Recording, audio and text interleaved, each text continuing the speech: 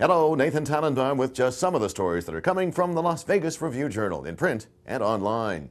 A Metro police officer on his way to a domestic violence call died early Thursday morning after a suspected drunken driver turned into the oncoming cruiser, which Sheriff Doug Gillespie told a news briefing later Thursday morning did have its lights and sirens on. The officer who died in the line of duty was James Manor.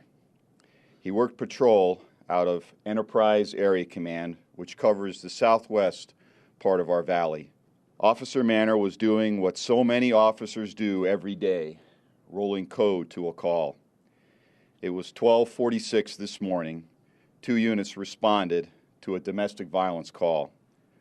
Officer Manor was in one patrol car with a second officer following in another patrol vehicle. Both units, marked police units, had their lights and sirens activated. 2 minutes after they were en route to the call, the second patrol unit was on the radio calling out the accident. This shows you how quickly tragedy can strike. Many times getting to the call is just as dangerous as handling the call. This is the Metro Police booking photo of the man who will be charged with felony DUI resulting in death, Calvin Darling. The mugshot taken after Darling was treated at the hospital for injuries suffered in the crash. And Metro Police, by the way, also report the arrest of a drunken driver later Thursday morning going through the police tape that had been set up to block off the area around the overnight fatal crash.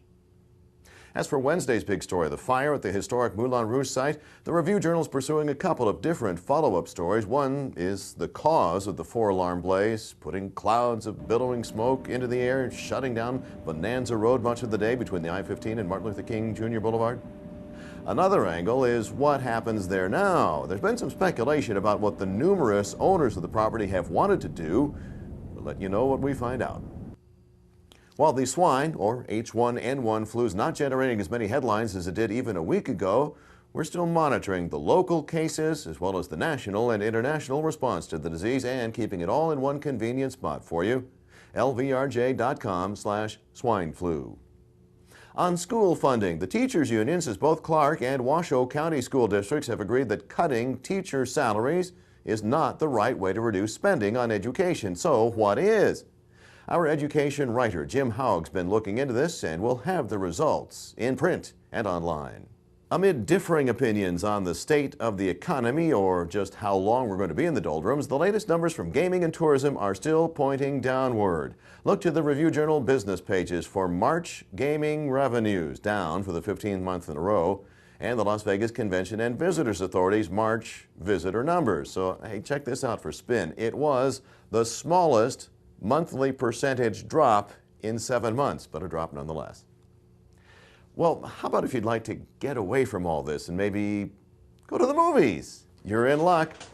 Why, I think I can hear the popcorn popping right now as your Finally Friday Neon is here with the cover story on summer movies, including Star Trek. Okay, sorry.